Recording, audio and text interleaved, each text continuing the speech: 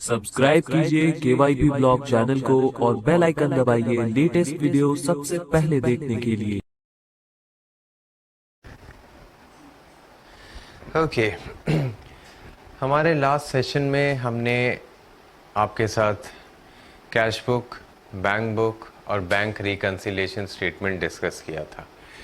उसके पश्चात आज हम लोग ट्रायल बैलेंस देखेंगे। ट्रायल बैलेंस होता क्या है? ट्रायल बैलेंस समझने से पहले हम लोग ज़रा रिकैप करेंगे जो इससे पहले हम लोगों ने सेशन देखा है, उसका जस्ट बहुत ही छोटे पैमाने पे बहुत ही ब्रीफ तरीके से हम लोग उसको रिवाइंड करेंगे। उसके बाद हम लोग आगे बढ़ेंगे। ठीक है जी, चलिए। अभी तक हमने देखा कि जैसे ही कोई ट्रांजैक्शन और इवेंट होता है उसको हमको बिजनेस में रिकॉर्ड करना पड़ता है। रिकॉर्ड हम लोग किस बुक में करते हैं? उस बुक को हम लोग कहते हैं जर्नल। और जब हम जर्नल में उसको नोट करते हैं उस प्रोसेस को कहते हैं रिकॉर्डिंग। ठीक है जी। तो हमने पढ़ा था अकाउंटिंग क्या होता है। Accounting is a art of recording. तो is a art of recording. Recording what? Transaction and event. So journal में नोट करना पार्ट हो गया रिकॉर्डिंग। उसके बाद हमने देखा कि जर्नल में रिकॉर्ड करने के बावजूद क्या हमको किसी भी एक्सपेंडिचर का या किसी भी आइटम का किसी भी वक्त आपसे अगर पूछा जाए कि कितना बैलेंस है तो और उसमें कितना खर्चा हुआ है या कितना आमदनी हुआ है, उस पर्टिकुलर अकाउंट में कितना पैसा आया है, कितना गया है, आप नहीं बता सकेंगे क्योंकि जर्नल केवल रिकॉर्डिंग होता है। तो उसीलिए हम लोग उसके बाद जर्नल करने के पश्चात हम लोग लेजर करते हैं। लेजर करते हैं मतलब जर्नल में जो भी रिकॉर्ड किए उसको पर्टिकुलर उसको अपने अपने अकाउंट हेड में जाके पोस्ट करते हैं, जिसको हम लोग क्लासिफिकेशन भी कहते हैं। तो सबसे पहले रिकॉर्डिंग होता है, रिकॉर्डिंग के पश्चात लेजर में उसका पोस्टिंग होता है। पोस्टिंग मतलब जर्नल से जब आप एंट्री पर्टिकुलर अकाउंट हेड में डालते हैं तो वो पोस्टिंग कहलाता है। और वो मेरा कौन सा पार्ट हुआ? क्लासिफिकेशन का पार्ट। अकाउंटिंग क्या होता है? Is an art of recording and classifying. So recording and classifying. Ledger होने के पश्चात जब हमारा लेजर रेडी हो गया तो हमें तीसरा काम करना पड़ता है, वो है समराइजेशन। समराइजेशन क्या है वो हम लोग देखेंगे। समराइजेशन कहाँ होता है आपका? समराइजेशन आपका ट्रायल बैलेंस में होता है। ठीक है जी। तो अब हम लोग आ चुके हैं ट्रायल बैलेंस में। ट्रायल बैलेंस का ऑब्जेक्टिव क्या है? Summarisation of accounting heads. Summarisation of accounting heads मतलब बेसिकली आपका हर एक, अगर आपको पिछला सेशन का याद होगा तो हमने क्या बोला था कि हर एक लेजर को at the end of the period या साल के अंत में या पीरियड के एंड में उसको बैलेंस किया जाता है। बैलेंस किया जाता है मतलब उसका debit is equal to credit किया जाता है। अगर debit is equal to credit नहीं होता है तो हम जो डिफरेंशियल अमाउंट है उसको बैलेंस आउट करते हैं, उसको बैलेंस सीडी करते हैं। ठीक है जी। तो ट्रायल बैलेंस क्या है? वो सारे बैलेंसेस हैं लेजर के, जो वो सारे बैलेंसेस है। कौन से बैलेंसेस? Balance CD. वो सारे को हम एक स्टेटमेंट में यानी एक पेपर पे लिखते हैं।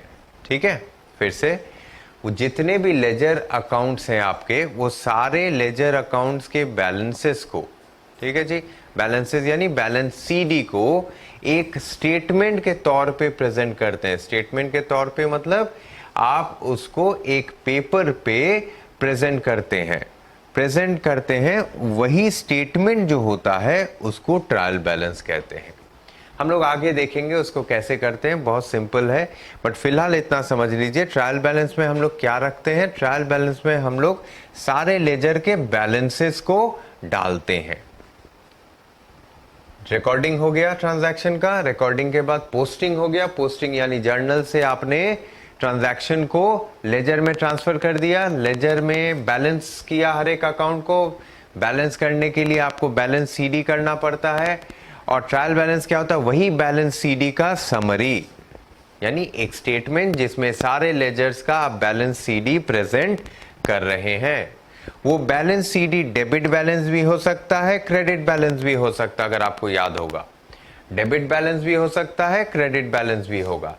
कोई भी लेजर अकाउंट उसका डेबिट बैलेंस तभी होगा अगर वो एसेट है या फिर खर्चा है।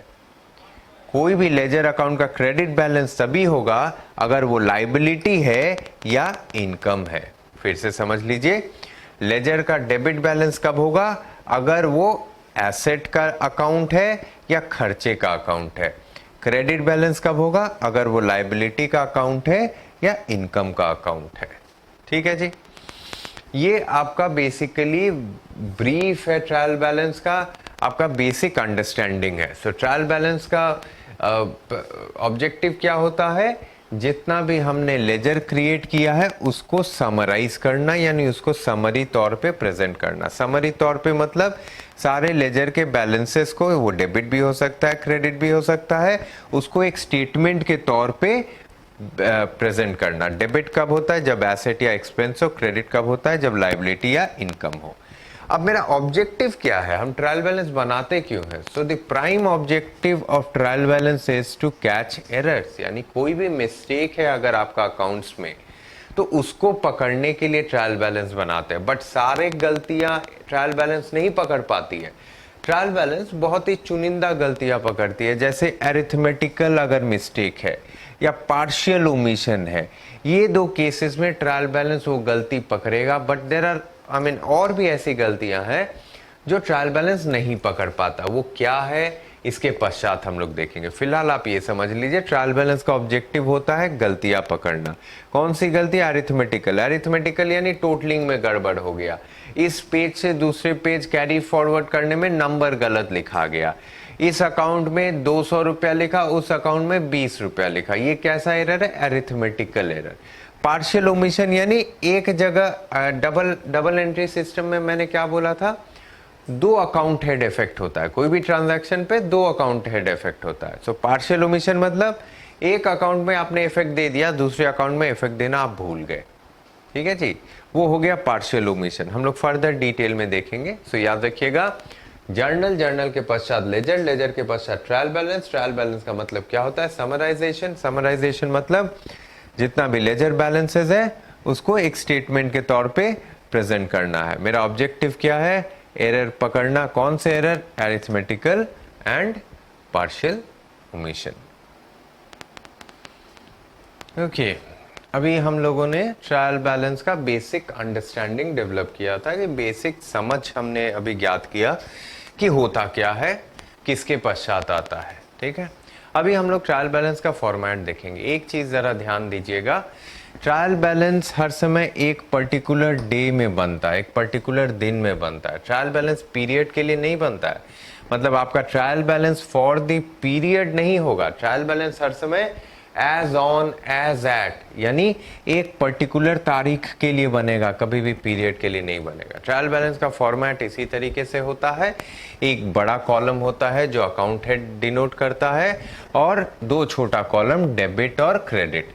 डेबिट और क्रेडिट आपका क्या बताता है? ये आपका लेजर का बैलेंस सीडी यहाँ पे आपको लिखना है। ठीक है जी, और अकाउंट हेड यानी जो लेजर अकाउंट का नाम है वो यहां लिखना है।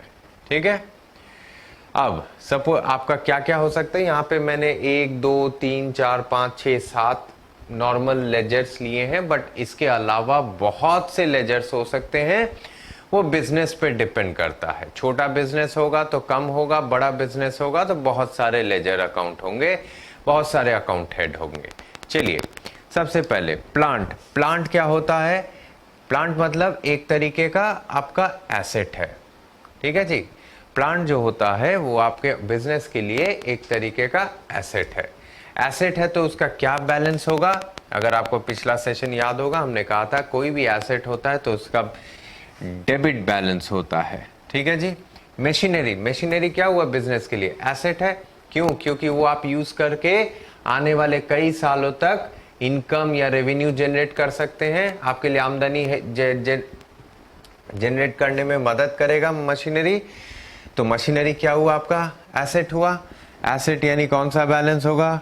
Debit balance. तो जो भी बैलेंस सीडी होगा प्लांट में वो यहाँ लिखा जाएगा, मशीनरी में वो यहाँ लिखा जाएगा। आपको यहाँ कौन सा फिगर लाना है? जो बैलेंस CD लेजर में दिख रहा होगा, वो फिगर आपको यहां डालना है। कैपिटल, कैपिटल का क्या बैलेंस होता है? कैपिटल क्या है? बिजनेस के लिए लायबिलिटी है, लायबिलिटी है तो कौन सा बैलेंस होगा? क्रेडिट। डेटर्स, डेटर्स यानी आपको किसी से पैसा मिलना है, आपने उधार में सामान बेचा है, वो आपका कस्टमर है जिससे आपको पैसा मिलेगा, तो वो आपके लिए क्या है? आपके लिए एसेट है, क्योंकि उससे पैसा आने वाला है। तो एसेट है तो कौन सा बैलेंस होगा? Debit balance. क्रेडिटर, आपको पैसा देना है, वो आपके लिए क्या है? लायबिलिटी है, ऑब्लिगेशन है, तो आपका कौन सा बैलेंस होगा? Credit balance. सेल्स, सेल्स का क्या बैलेंस होता है? सेल्स का हर समय क्रेडिट बैलेंस होता है। सेल्स मतलब, अगर आपको याद होगा, सेल्स मतलब आपने जो सामान बेचा है, जो गुड्स आपके पास से निकल गया है, ठीक है जी। तो सेल्स का क्या बैलेंस होता है? Credit balance. परचेज, परचेज का क्या बैलेंस होगा? जो सामान आपके बिजनेस में आया है, आना है तो मतलब क्या होता है? डेबिट। तो परचेज का कौन सा बैलेंस होता है? Debit balance. अब ट्रायल बैलेंस क्या करते हैं फिर? इसको टोटल करते हैं, इसको टोटल करते हैं, दोनों का टोटल करेंगे और टोटल करके दोनों को मैच करेंगे। अगर this RHS is equal to LHS, अगर राइट हैंड साइड आपका लेफ्ट हैंड साइड के बराबर है, इसका मतलब आपका अकाउंट्स सही बना है, ठीक है जी। अगर आपका राइट हैंड साइड, आपका left hand side right hand side के बराबर नहीं है, तो इसका मतलब आपके अकाउंट्स में कुछ गड़बड़ी है।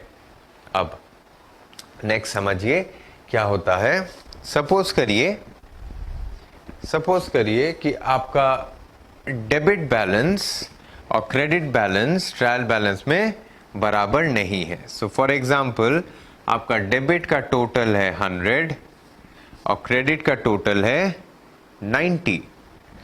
तो अगर आपका डेबिट का टोटल 100 है, क्रेडिट का टोटल 90 है, इसका मतलब आपके अकाउंट्स में कुछ गड़बड़ी है, ठीक है जी। तो अब आपका दूसरा दायित्व क्या होगा कि आप वो गड़बड़ी खोजने निकलेंगे कि वो गड़बड़ी कहाँ है, वो 10 रुपए का गड़बड़ी। क्योंकि जब तक वो गड़बड़ी नहीं मिलेगा, जब तक ये दोनों बराबर नहीं होगा, आपका अकाउंट सही नहीं होगा, आप आगे नहीं बढ़ सकते हैं। तो आगे बढ़ने के लिए सबसे पहले आपको डेबिट और क्रेडिट को बराबर करना पड़ेगा। तो इसका मतलब है आपको जो ये डिफरेंस है, ये दोनों में जो अंतर है, इसको आपको खोज के निकालना है। अब अंतर आप खोजेंगे कैसे? सिंपल सा बात है, वो अंतर खोजना हम लोग आगे सेशन में देखेंगे। फिलहाल क्या करते हैं हम लोग अकाउंट्स में, जब इस तरीके का कोई सिचुएशन सामने आता है जहां डेबिट और क्रेडिट बराबर नहीं होता है, तो जो शॉर्ट पड़ रहा है ना, जिधर यहां कितना 10 शॉर्ट पड़ रहा है, तो हम लोग क्या करते हैं, ये जो शॉर्ट अमाउंट है यहाँ पे 10, उसको हम लोग एक अकाउंट जिसका नाम होता है सस्पेंस अकाउंट, जैसा इसका नाम वैसा इसका कार्य, सस्पेंस अकाउंट एक तरीके का सस्पेंस क्रिएट कर देता है बिजनेस में।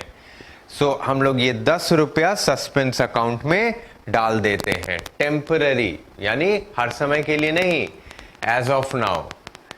क्यों? क्योंकि हमको उसके बाद ये 10 रुपए का मिस्टेक खोजना है। तो जब तक ये मिस्टेक नहीं खोजेंगे हम आगे नहीं बढ़ सकेंगे। सो फिलहाल हम लोग क्या करते हैं, ये जो गैप है, जो डिफरेंस है, उसको हम लोग सस्पेंस अकाउंट में डाल देते हैं। तो सस्पेंस अकाउंट का कितना बैलेंस है? क्रेडिट बैलेंस है। कितना रुपया? 10 रुपया। सो क्या किसी बिजनेस में सस्पेंस अकाउंट रहे तो अच्छी बात है? नहीं।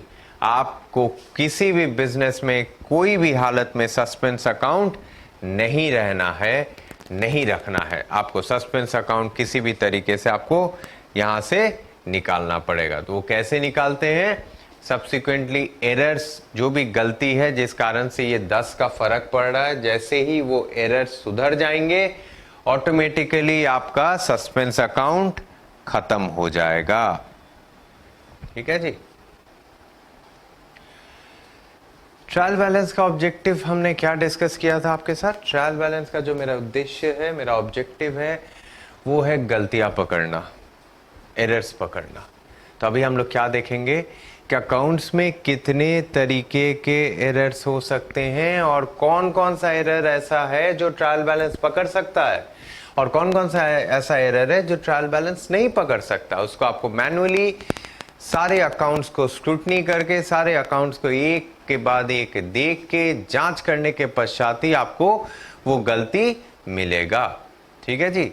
तो सबसे पहला हम लोग देखेंगे कि कितने तरीके की गलतियां हो सकती है। एरर्स मींस गलतियां।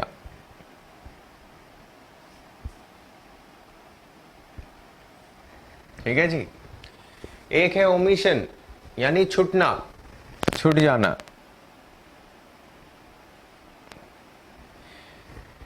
Error of commission, principle, compensating. Omission में दो तरीके के होते हैं, पार्शियल यानी आधा थोड़ा, कंप्लीट यानी पूरा। कमीशन जो होता है वो बहुत सा अरिथमेटिकल एरर या क्लेरिकल एरर या मैनुअल एरर की तरह होता है। मतलब आपने जो अमाउंट है उसमें कुछ गलती कर दी, आपने अकाउंट में कुछ गलती कर दी, आपने टोटलिंग करते वक्त गलती कर दी, आपने डेबिट की बजाय क्रेडिट कर दिया।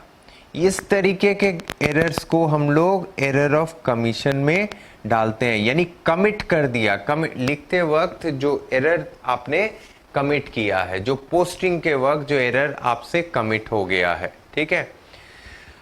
आगे हम लोग एग्जाम्पल भी देखेंगे। Error of principal. प्रिंसिपल यानी आपका जो फंडामेंटल है उसी में गड़बड़ी है। यानी आपने क्या किया, जो एक्सपेंस है उसको आपने एसेट मान लिया। ठीक है जी। और आपका जो लायबिलिटी है उसको आपने इनकम मान लिया, या वाइस वर्सा, यानी एसेट को एक्सपेंस मान लिया, इनकम को लायबिलिटी मान लिया, या लायबिलिटी को इनकम मान।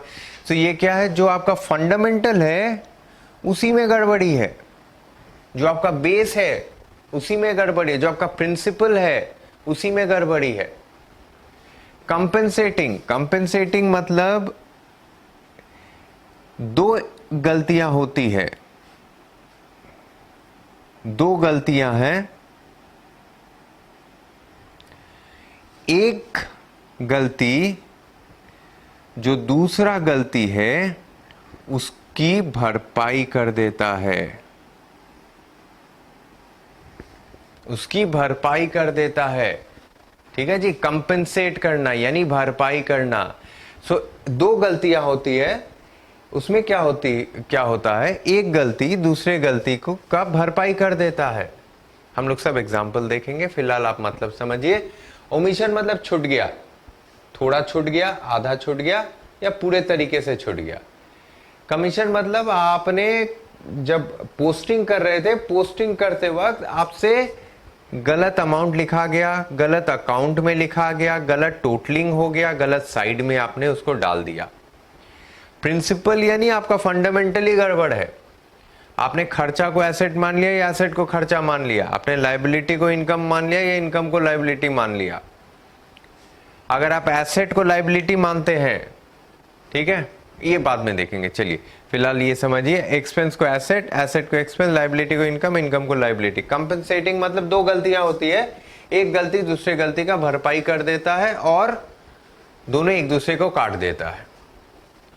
अब ट्रायल बैलेंस इसमें से कौन कौन सा गलती पकड़ सकता है? सबसे पहला क्वेश्चन, ट्रायल बैलेंस इसमें से कौन कौन सी गलतियां पकड़ सकता है?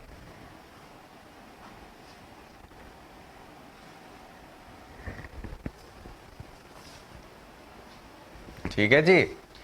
ट्रायल बैलेंस आपका पार्शियल ओमिशन अगर हुआ है तो पकड़ लेगा, अगर गलत अमाउंट लिखा है आपने तो पकड़ लेगा, गलत अकाउंट में किया है तो पकड़ लेगा, टोटलिंग में गड़बड़ी है किसी लेजर अकाउंट के तो पकड़ लेगा, गलत साइड में आपने अगर एंट्री मार दिया है तो पकड़ लेगा। प्रिंसिपल एरर पकड़ेगा नहीं पकड़ेगा। क्यों? क्योंकि एक्सपेंस क्या होता है आपका? डेबिट होता है। एसेट क्या होता है? डेबिट होता है। तो अगर एक्सपेंस को एसेट ले ले या एसेट को एक्सपेंस ले ले, क्या ट्रायल बैलेंस पे कुछ फर्क पड़ेगा? नहीं, क्योंकि एक्सपेंस भी डेबिट में आता है, एसेट भी डेबिट में आता है। ट्रायल बैलेंस गड़बड़ी कब पकड़ता है? जब डेबिट का टोटल और क्रेडिट का टोटल नहीं मिलता है, दोनों में अंतर रहता है। सिमिलरली प्रिंसिपल में लायबिलिटी का टोटल क्या होता है हर समय? क्रेडिट। इनकम का क्रेडिट बैलेंस। सो अगर लायबिलिटी को इनकम मान ले तो क्या उससे ट्रायल बैलेंस का टोटलिंग में कोई फर्क पड़ेगा? नहीं पड़ेगा, फर्क नहीं पड़ेगा। बट क्या ये एरर है? बहुत बड़ा एरर है। ये एरर ही नहीं, ये ब्लंडर है। आप अगर कोई एसेट को अपना खर्चा मान लेते हैं या खर्चा को आप एसेट मान लेते हैं, कोई लायबिलिटी को आप अपना आमदनी मान लेते हैं, तो इससे बड़ा गलती और इससे बड़ा पाप दुनिया में कुछ नहीं हो सकता है। बट क्या ये ट्रायल बैलेंस पकड़ सकेगा? नहीं पकड़ सकेगा। कंपेंसेटिंग भी ट्रायल बैलेंस नहीं पकड़ सकेगा। क्यों? क्योंकि सपोज करिए कि एक गलती के कारण आपका 100 रुपया डेबिट में कम हुआ है, दूसरा गलती के कारण आपका 100 रुपया डेबिट ज्यादा हो गया है, तो दोनों गलती एक दूसरे को काट देता है। यानी सपोज करिए आपने टोटलिंग करते वक्त, ठीक है, एक लेजर अकाउंट जिसका बैलेंस डेबिट बैलेंस है, उसको टोटल करते वक्त आपने 100 रुपया कम जोड़ा, ठीक है। और एक लेजर अकाउंट है जिसका भी बैलेंस डेबिट है, उसको जोड़ते वक्त आपने 100 रुपया अधिक जोड़ लिया। तो क्या डेबिट के टोटल में कोई फर्क पड़ेगा? ट्रायल बैलेंस में फर्क नहीं पड़ने वाला है। बट क्या एरर है? जी हाँ, एरर है। तो ये किस टाइप का एरर है? कंपेंसेटिंग एरर, यानी भरपाई करने वाला एरर। क्या हो रहा है? एक एरर से 100 रुपया घट जा रहा है, एक एरर से 100 रुपया बढ़ जा रहा है, तो बराबर अल्टीमेटली दोनों एक दूसरे को काट दे रहा है। तो क्या ये ट्रायल बैलेंस पकड़ पाएगा? नहीं पकड़ पाएगा। ट्रायल बैलेंस कौन सा पकड़ता है? केवल पार्शियल ओमिशन और कमीशन। पार्शियल ओमिशन यानी कोई भी आपका अकाउंटिंग एंट्री डुअल इफेक्ट करता है, यानी दो अकाउंट को इफेक्ट करता है। सपोज करिए सैलरी पेड इन कैश, आपने सैलरी कैश में पे किया है, तो सैलरी अकाउंट होगा आपका डेबिट और कैश अकाउंट आपका हो जाएगा क्रेडिट। ठीक है जी। अब पार्शियल ओमिशन यानी आपने जब पोस्टिंग किया, जब आप जर्नल से पोस्टिंग किए तो सैलरी अकाउंट में आपने एंट्री किया, बट कैश अकाउंट में एंट्री करना भूल गए, तो ये क्या हो गया? ये हो गया पार्शियल ओमिशन। क्या ये गलती पकड़ाएगा? हाँ पकड़ाएगा। क्यों? क्योंकि डेबिट में सैलरी जुड़ जाएगा, बट कैश क्रेडिट में नहीं आएगा।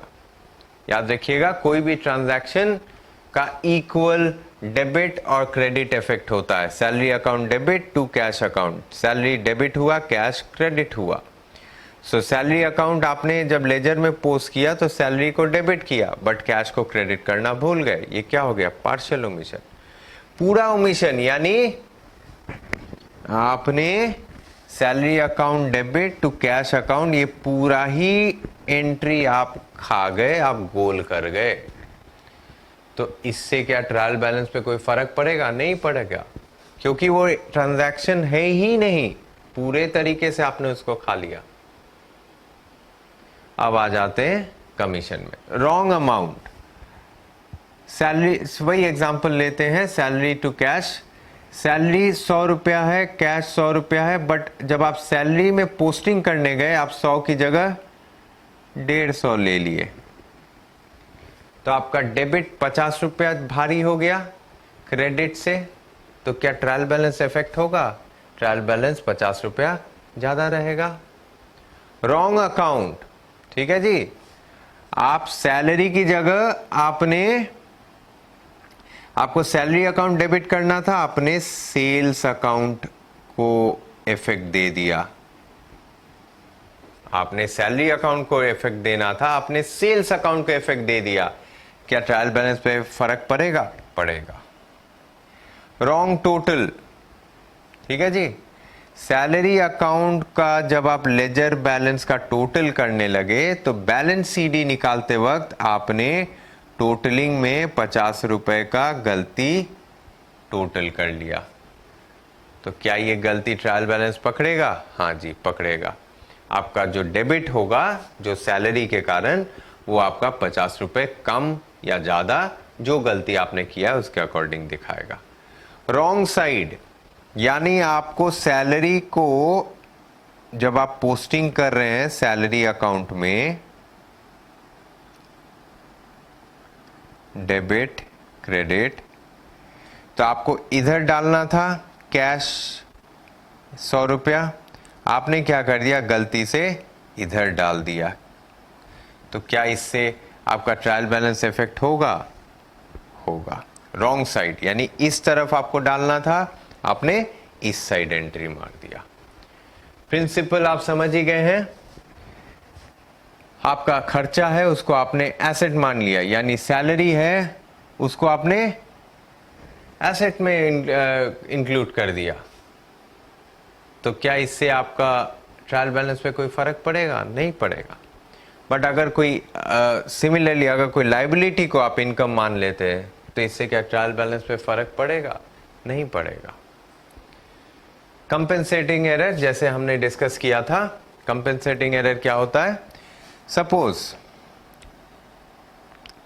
आपने सैलरी अकाउंट का टोटलिंग करते वक्त आपने 150 रुपए अत्यधिक जोड़ दिया और मशीन अकाउंट का लेजर अकाउंट जोड़ते हुए आप 150 रुपए शॉर्ट जोड़ दिए। सैलरी का कौन सा बैलेंस होता है? खर्चा है, डेबिट बैलेंस। मशीन का कौन सा बैलेंस होता है? एसेट है, debit balance. 150 plus 150 minus net effect कितना है? 0। क्या ट्रायल बैलेंस इफेक्ट होगा? नहीं होगा। सो याद रखिए, एरर्स यानी गलतियां कौन पकड़ता है? ट्रायल बैलेंस पकड़ता है। बट ट्रायल बैलेंस क्या सारे एरर्स पकड़ते हैं? जी नहीं, ट्रायल बैलेंस सारे एरर नहीं पकड़ते हैं। एरर्स कितने टाइप के होते हैं? 4। Omission, commission, principle, compensating. Omission में पार्शियल कंप्लीट, कमीशन में रॉन्ग अमाउंट लिख दिया, रॉन्ग अकाउंट में लिख दिया, रॉन्ग टोटलिंग कर दिया, रॉन्ग साइड में लिख दिया। प्रिंसिपल में खर्चा को एसेट बुक कर लिया, लायबिलिटी को इनकम समझ लिया। कंपेंसेटिंग मतलब दो ऐसी गलतियां साइमल्टेनियसली एक साथ होती है जो एक दूसरे का भरपाई कर देती है। अब ट्रायल बैलेंस कौन कौन सा एरर पकड़ सकेगा? ट्रायल बैलेंस आपका केवल पार्शियल ओमिशन और कमीशन, एरर ऑफ कमीशन पकड़ सकेगा। कंप्लीट ओमिशन, प्रिंसिपल और कंपेंसेटिंग एरर आपका ट्रायल बैलेंस नहीं पकड़ेगा।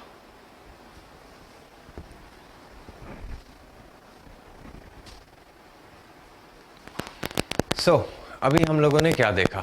हम लोगों ने देखा ट्रायल बैलेंस क्या होता है, उसका उद्देश्य क्या है, उसको कैसे बनाते हैं।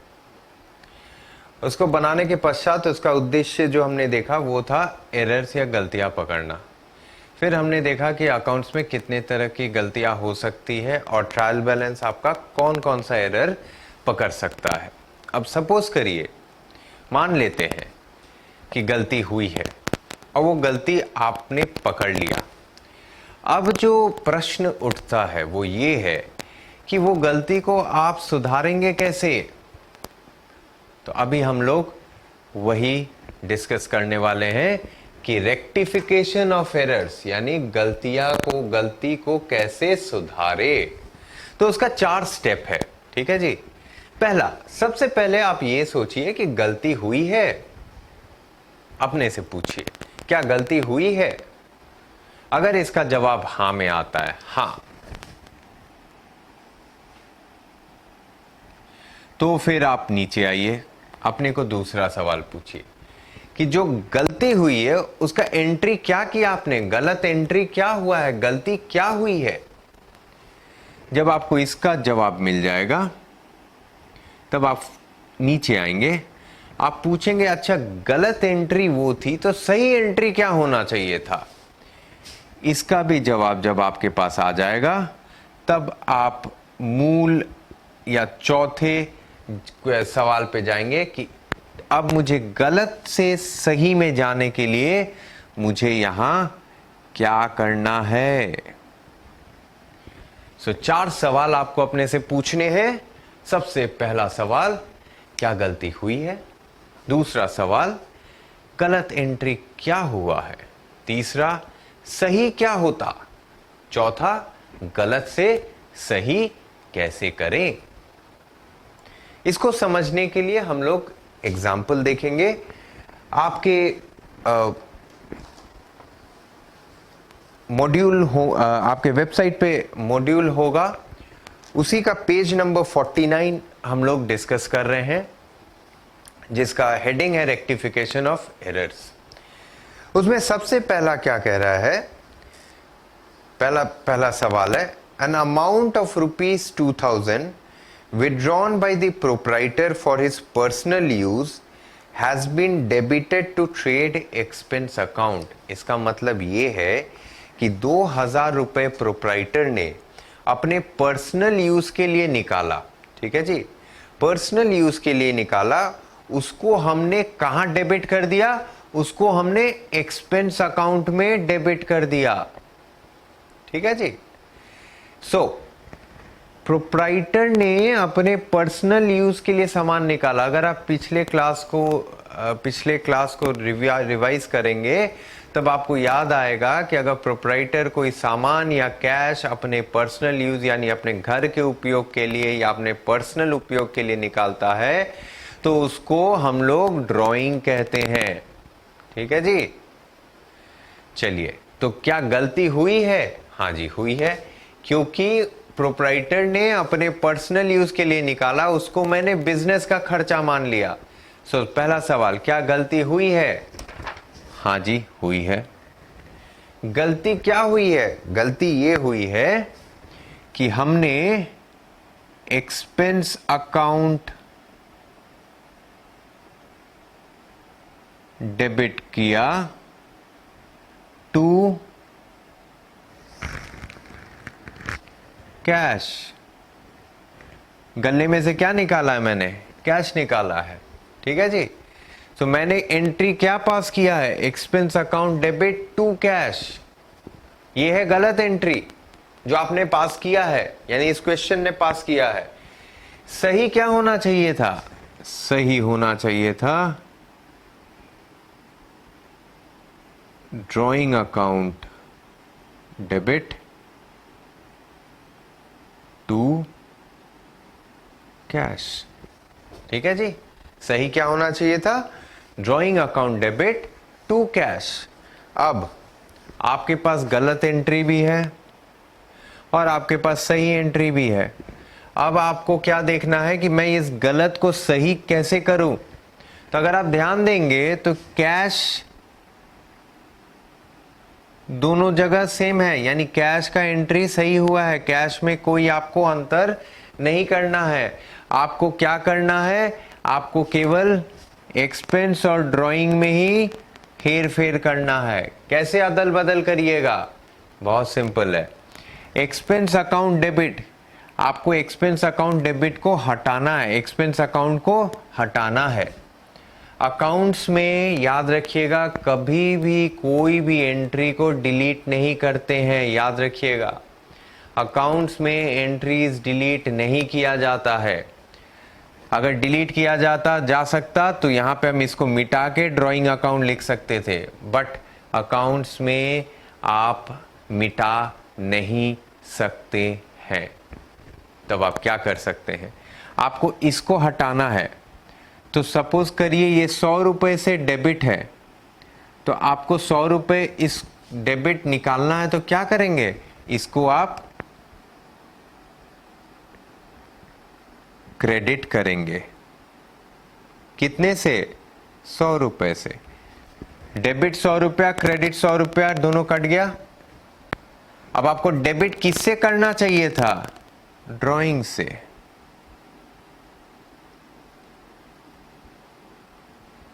ये हो गया आपका रेक्टिफिकेशन एंट्री। सो आपका रेक्टिफिकेशन एंट्री क्या होगा? Drawing account debit to expense account. फिर से एक बार रिकैप कर लेते हैं इसको। क्या गलती हुई है? हाँ, गलती क्या है? ये। सही एंट्री क्या होना चाहिए था? ये। अब हमको इस गलती को सही करने के लिए हमको क्या करना पड़ेगा? इस गलती को सही करने के लिए हमको एक रेक्टिफिकेशन जर्नल पास करना पड़ेगा। इसको रेक्टिफिकेशन जर्नल पास करना कहते हैं। कैसे पास करेंगे? सिंपल सा बात है, एक्सपेंस को हमको निकालना है, ड्राइंग को उसकी जगह लाना है। एक्सपेंस को कैसे निकालेंगे? उसको क्रेडिट कर देंगे, ड्राइंग को डेबिट कर देंगे। चलिए आगे देखते हैं। नेक्स्ट सवाल है question number 4। Rupees 1500 received from Malhotra have been credited to Mehrotra. फिर से, rupees 1500 receive from Malhotra have been credited to Mehrotra. इसका मतलब है 1500 मुझे मल्होत्रा से मिला, बट मैंने क्या कर दिया? मेहरोत्रा को क्रेडिट कर दिया, यानी रॉन्ग अकाउंट। याद करिए, रॉन्ग अकाउंट। सो ये कौन सा एरर है? Error of commission. सो मुझे मिला किससे? मल्होत्रा से। मैंने क्रेडिट किसको कर दिया? मेहरोत्रा को। तो क्या गलती हुई है? एकदम हुई है। गलती क्या हुई है? गलती ये हुई है कि आपने एंट्री क्या पास कर दिया है?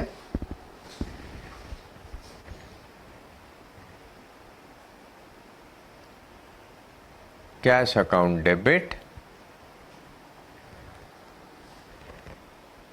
टू मेहरोत्रा। ठीक है जी। होना क्या चाहिए था? तीसरा क्वेश्चन, सही एंट्री क्या होना चाहिए था? सही एंट्री होना चाहिए था cash account debit to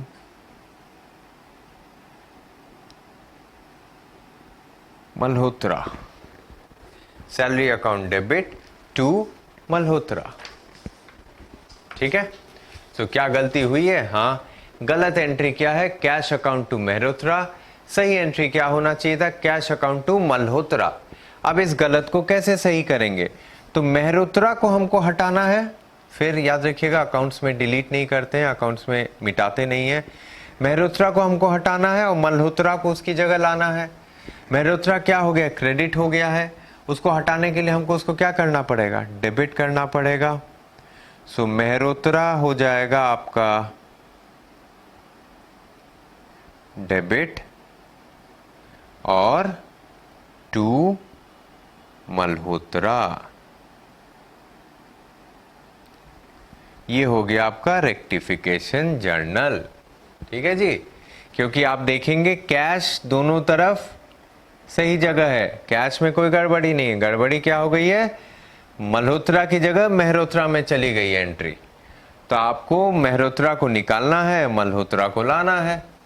Mehrotra credit है, उसको निकालेंगे कैसे? डेबिट कर देंगे और मल्होत्रा को क्रेडिट कर देंगे। नेक्स्ट देखते हैं question number 6। A contractors bill for extension of premises amounting to rupees 275,000 has been debited to building repairs account.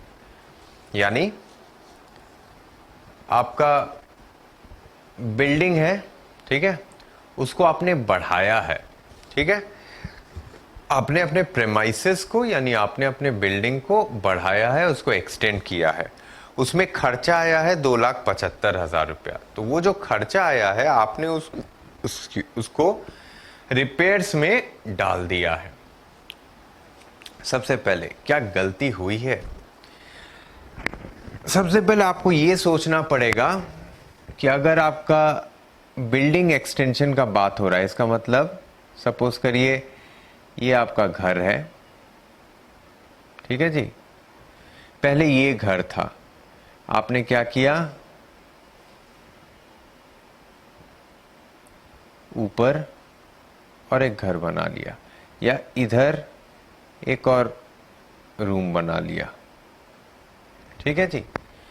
सबसे पहले क्या एक्सपेंडिचर हुआ है? हाँ जी हुआ है। कितने का? 2,75,000 रुपए का।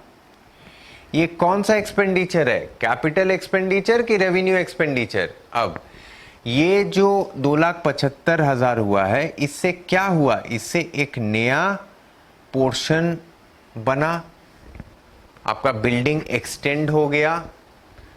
क्या इससे जो फायदा आने वाला है वो केवल 12 महीने आएगा क्या, या उससे ज्यादा आएगा? उससे ज्यादा आएगा, क्योंकि कोई भी घर 25-30 साल चलता है। इसका मतलब ये कैपिटल एक्सपेंडिचर है। ठीक है जी। सो कैपिटल एक्सपेंडिचर से क्या क्या खड़ा होता है? एसेट। ठीक है, एसेट, राइट। अब यहां क्या हो गया है? ये कह रहा है कि 2,75,000 का जो बिल्डिंग एक्सटेंशन हुआ है वो मैंने रिपेयर में बुक कर दिया है, वो मैं रिपेयर मान लिया। रिपेयर क्या होता है? रिपेयर आपका एक्सपेंस होता है। रिपेयर आपका क्या होता है? एक्सपेंस होता है। तो आपने एसेट को क्या किया? एक्सपेंस मान लिया। ये कौन सा एरर है? Error of principle. क्या ये ट्रायल बैलेंस पकड़ेगा? नहीं पकड़ेगा।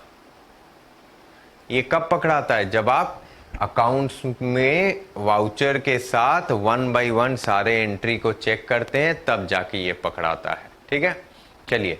क्या गलती हुई है? एकदम हुई है। कौन सी गलती है? Error of principle. गलत एंट्री क्या हो गया है?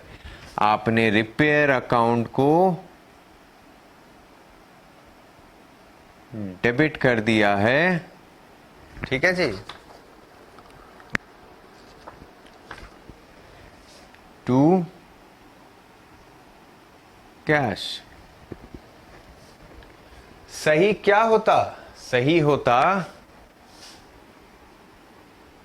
Building account debit to cash. अब गलत से सही कैसे करेंगे? अगर आप ध्यान देंगे तो कैश सही जगह है, कैश में कोई प्रॉब्लम नहीं है। दिक्कत क्या हो गया है? हमको रिपेयर नहीं होना है, उसकी जगह बिल्डिंग आना है। तो अकाउंट्स में हम कोई भी चीज डिलीट नहीं करते हैं, तो हम क्या करेंगे? रिपेयर को हटाने के लिए डेबिट है तो उसको क्रेडिट कर देंगे,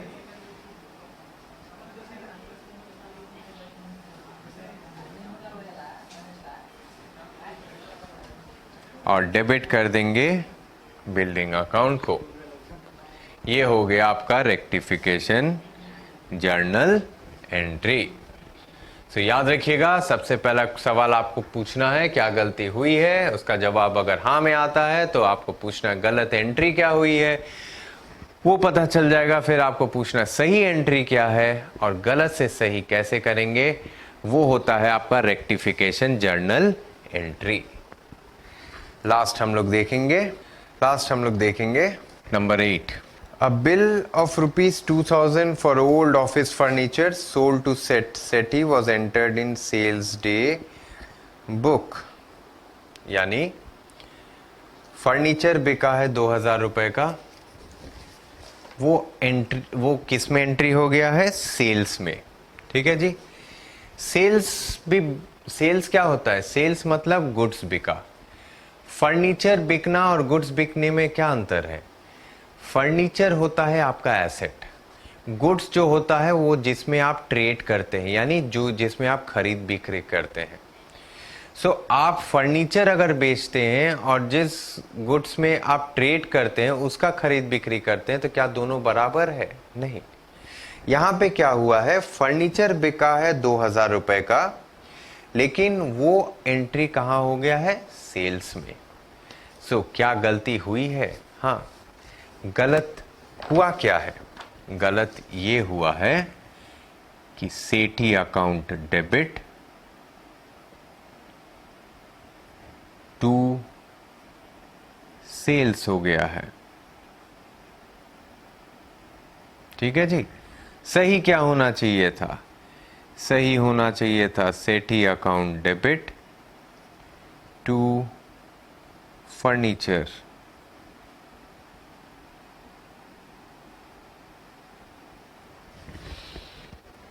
सेठी कहां से आ गया? सेठी को बेचा गया है। ठीक है जी। सो सेठी कौन सा अकाउंट है? पर्सनल अकाउंट, नाम है। So debit the receiver. So Sethi debit हो जा रहा है।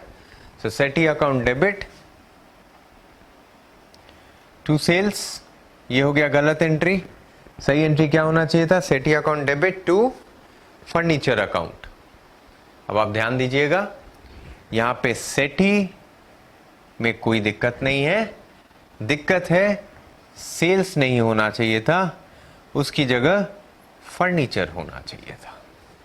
तो अब आप सेल्स की जगह फर्नीचर को कैसे पुट करेंगे? सिंपल सा बात है, अकाउंट्स में आप डिलीट नहीं करते हैं। सो ये क्रेडिट है, इसको हटाना है तो आप क्या करेंगे? इसको डेबिट कर देंगे। सेल्स अकाउंट डेबिट और टू फर्नीचर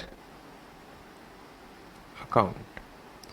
ये हो गया आपका रेक्टिफिकेशन जर्नल एंट्री। सो इस तरीके से हम किसी भी अकाउंट्स में किसी भी तरीके के एरर्स होते हैं तो उसको ऐसे सुधारते हैं। उसको हम मिटाते नहीं हैं, उसको हम डिलीट नहीं करते हैं। उसके लिए हम लोग रेक्टिफिकेशन जर्नल पास करते हैं। रेक्टिफिकेशन जर्नल पास करने का क्या तरीका है? सबसे पहले हम लोग गलती समझते हैं कि गलती क्या हुई है, उसके पश्चात हम लोग को देखना पड़ता है कि सही क्या होना चाहिए था, और चौथा स्टेप रहता है वो हम लोग को ये बताता है कि वो गलती से सही करने के लिए हमें रेक्टिफिकेशन जर्नल क्या पास करना है। इसके पश्चात हम लोग आगे देखेंगे कि एरर्स के पश्चात हम लोग फाइनल अकाउंट्स की तरफ अग्रसर होंगे। ओके, हम लोगों ने लास्ट सेशन में एरर्स के बारे में देखा। अब हम कुछ ही कदम दूर है फाइनल अकाउंट्स के स्टेज से। जो हम लोग का उद्देश्य होता है अकाउंटिंग का, जो हमारा ऑब्जेक्टिव होता है अकाउंटिंग का, जो हमारा लास्ट पार्ट होता है अकाउंटिंग का, interpretation of result. But final accounts में जाने से पहले जो अंतिम छोर हम लोग टच करेंगे, उसके बाद हम लोग फाइनल अकाउंट्स में घुसेंगे, उसको हम लोग कहते हैं डिप्रिसिएशन। डिप्रिसिएशन होता क्या है? डिप्रिसिएशन का मतलब समझने के लिए आप एक सिंपल एग्जांपल ले लीजिए। आप शोरूम में जाइए, एक मोटरसाइकिल खरीदिए। शोरूम में 50,000 रुपए की मोटरसाइकिल आती है। आप उस मोटरसाइकिल को शोरूम से बाहर निकालिए और बिना चलाए वहीं पे किसी दूसरे इंसान को बेच दीजिए। आप हमें ये बताइए, क्या आपको 50,000 रुपए मिलेगा उस मोटरसाइकिल का? वहीं पे नहीं मिलेगा। आपको 50,000 नहीं मिलेगा, आपको उससे कम मिलेगा। आपने क्या मोटरसाइकिल को चलाया? नहीं चलाया। क्या आपने उसको यूज किया? नहीं यूज किया। लेकिन फिर भी उस मोटरसाइकिल का वैल्यू गिर गया, बिना चलाए गिर गया। ये होता है depreciation, fall in the value of the asset. यानी जो वैल्यू है एसेट का, जो मूल्यांकन है एसेट का, वो गिरता है दिन प्रतिदिन। चाहे आप उसका इस्तेमाल करें या ना करें, उसके बहुत से कारण हैं गिरने का। बट डिप्रिसिएशन क्या होता है? एसेट का वैल्यू या मूल्यांकन गिरना, परमानेंट यानी हर समय वो गिरेगा ही, वो चढ़ेगा नहीं वापस। सो बिजनेस में जितने भी आपके फिक्स्ड एसेट्स है, याद रखिएगा फिक्स्ड एसेट्स यानी वो एसेट्स जो आपके 1 साल से ज्यादा साल तक चलने वाले हैं। 1 साल में खत्म होने वाले को करंट एसेट कहते हैं, 12 महीना में। 12 महीना से ज्यादा चलने वाले को फिक्स्ड एसेट्स कहते हैं। सो आपके बिजनेस में जितने भी फिक्स्ड एसेट्स हैं वो सारा डिप्रिशिएट होगा, क्योंकि वो सारे का वैल्यू गिरेगा।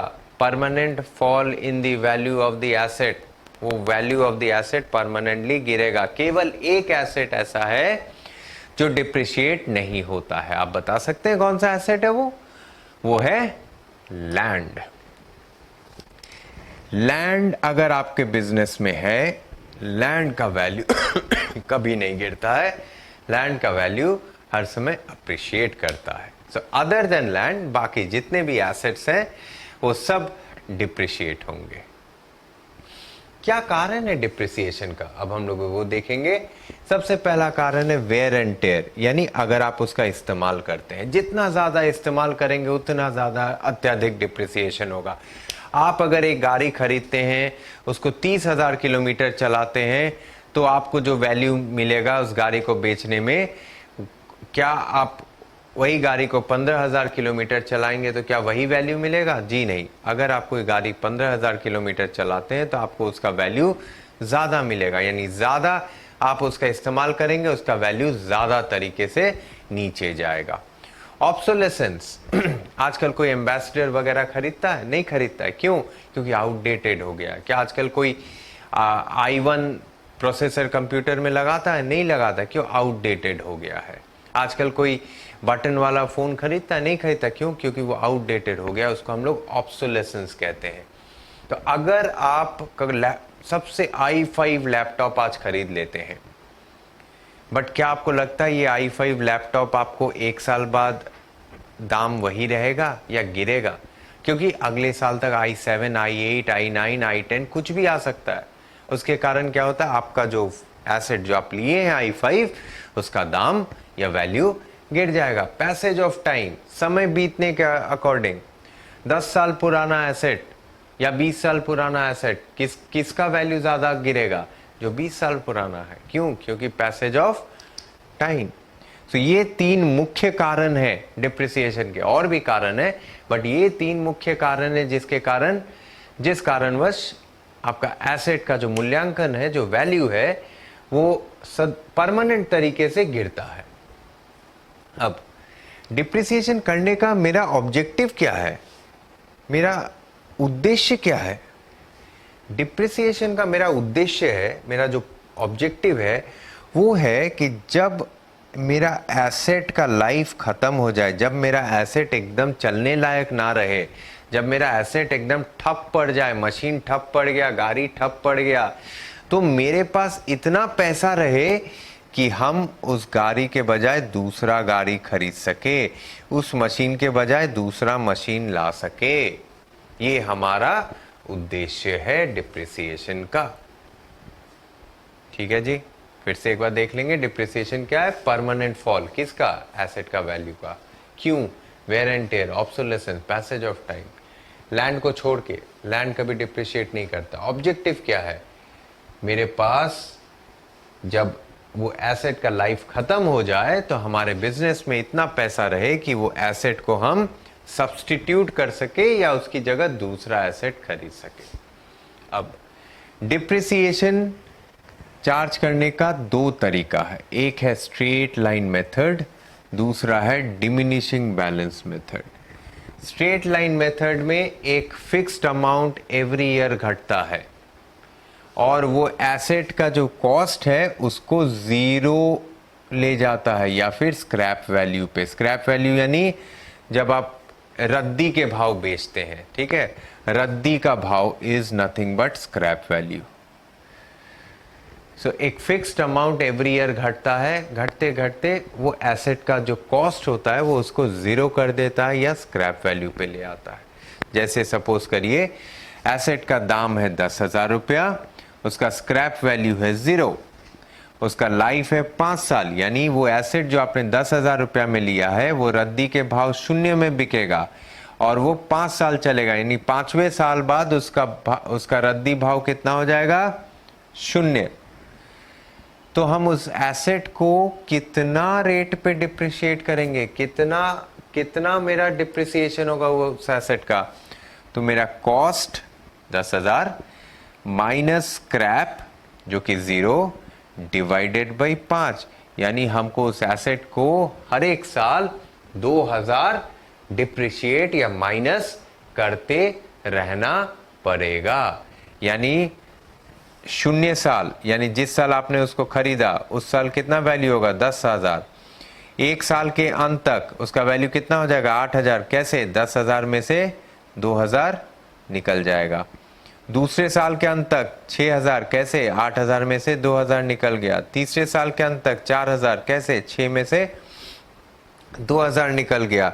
चौथे साल तक 2000 कैसे, 4000 में से 2000 निकल गया। पांचवें साल के अंत तक आपका वैल्यू कितना हो जाएगा, स्क्रैप वैल्यू, जो कि 0 है। ये है आपका स्ट्रेट लाइन मेथड, सिंपल तरीका, सिंपल वे। ठीक है जी। चलिए दूसरा जो है उसको कहते हैं diminishing balance method. Diminishing balance method में क्या होता है, यहां पे हमने देखा 2000 रुपए एवरी ईयर कटता है। डिमिनिशिंग बैलेंस में क्या होता है, एवरी ईयर अलग अलग अमाउंट कटेगा। यहां पे हमने क्या देखा, एसेट का वैल्यू 0 हो सकता है। डिमिनिशिंग बैलेंस में एसेट का वैल्यू कभी भी 0 नहीं होगा। तीसरा, हम लोग डिमिनिशिंग बैलेंस में एक fixed rate of percentage apply करते हैं। एक fixed rate of percentage apply करते हैं किस पे, कॉस्ट पे और उसके डिमिनिशिंग वैल्यू पे। फॉर एग्जांपल देख लीजिए, एक एसेट है जिसका वैल्यू 10,000 है, रेट ऑफ डिप्रिसिएशन 20%, यानी डिप्रिसिएशन का रेट कितना हमने तय किया, 20%। सो साल शून्य में जब आपने उसको खरीदा कितना होगा, डिप्रिसिएशन 0, उसका वैल्यू कितना है, जितना में आपने उसको खरीदा 10,000। एक साल के अंत में कितना हो जाएगा, डिप्रिसिएशन कितना होगा, 10,000 का 20%, 2,000। तो आपका वैल्यू कितना हो जाएगा एक साल के अंत में, 10,000 माइनस 2,000, 8,000। यहां तक तो ठीक है। दूसरे साल के अंत में देखिए 20% किस पे, 10,000 पे नहीं, 20% 8,000 पे। इसीलिए इसका नाम है डिमिनिशिंग बैलेंस मेथड।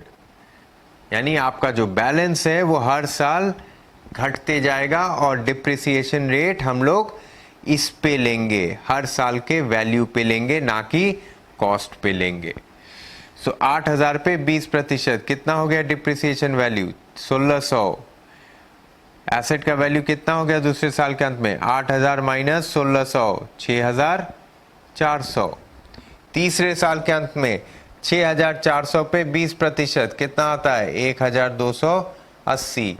तीसरे साल के अंत में वैल्यू कितना होगा एसेट का, 6,400 माइनस 1,280। इसी तरीके से ऐसे आप चौथे साल, पांचवें साल, छठे साल कैलकुलेट करते रह सकते हैं।